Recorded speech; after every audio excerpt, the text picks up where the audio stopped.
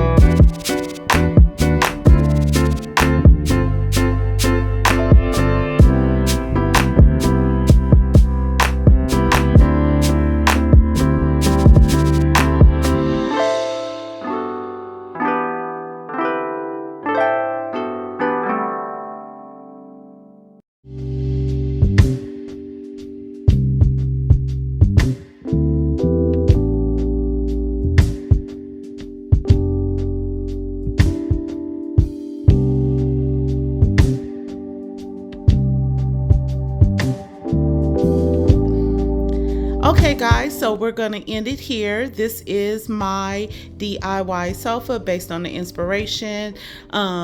It came out pretty cute. I mean, it is a little messy, but I still love it. And if you did like the video, please give me a big old thumbs up. If you have not subscribed, please subscribe to my channel and don't forget to ring the notification bell. I want to thank each and every one of you. We have over 1,000 subscribers. I'm super happy about that. So I will see you guys in my next video. Have a super fantastic day, guys. Bye.